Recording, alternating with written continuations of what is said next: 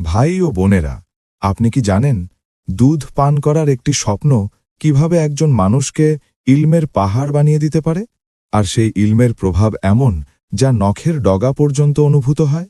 আজ আমরা জানব একটি স্বপ্ন, একটি দুধের পেয়ালা এবং ইলমের এমন ব্যাখ্যা যা আমাদের জীবন বদলে দিতে পারে।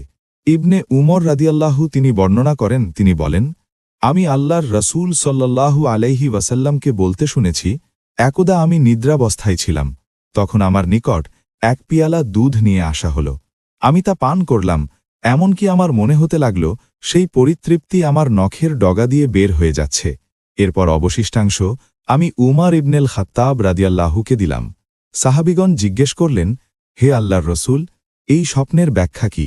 তিনি উত্তরে বললেন, তা হল আল ইলম, জ্ঞান। সাহি মুসলিম 43-2, হাদিস নাম্বার 2391, আহমদ 5555।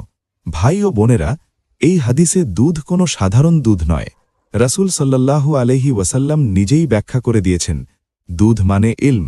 দুধ যেমন স্বাভাবিক খাবার, তেমনি ইলম হল আত্মার খাবার। রাসূল সাল্লাল্লাহু আলাইহি ওয়াসাল্লাম স্বপ্নে সেই দুধ পান করে এমন তৃপ্তি পেয়েছেন যা নখের ডগা পর্যন্ত পৌঁছেছে। এর অর্থ ইলম তার পুরো সত্তাকে ভরিয়ে দিয়েছিল।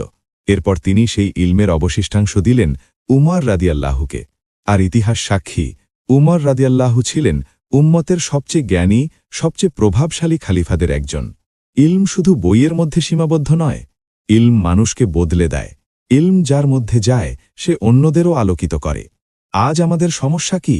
আমরা দুধের মতো ইলম চাই না, আমরা শরীরের খাবার খাই, আত্মার খাবার ভুলে যাই।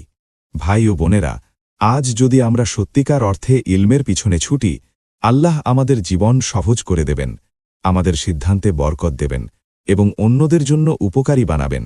কারণ ইলম মানেই নূর, হেদায়েত ও সফলতা। এখন আপনার জন্য একটি ছোট চ্যালেঞ্জ। আজ থেকেই প্রতিদিন অন্তত 5 মিনিট দিনের ইলম শেখার নিয়ত করুন। একটি হাদিস শিখুন, একটি আয়াত বুঝে পড়ুন। যদি আপনি এই চ্যালেঞ্জ গ্রহণ করেন, কমেন্টে লিখুন ইলম। ভিডিওটি উপকারী মনে হলে লাইক দিন, শেয়ার করুন এবং এমন আরও সাহি হাদিস পেতে চ্যানেলটি ফলো বা সাবস্ক্রাইব করতে ভুলবেন না। কারণ ইলম ছড়িয়ে দেওয়াই সবচেয়ে বড় সাদকা। আল্লাহ আমাদের সবাইকে উপকারী ইলম দান করুন। আমিন।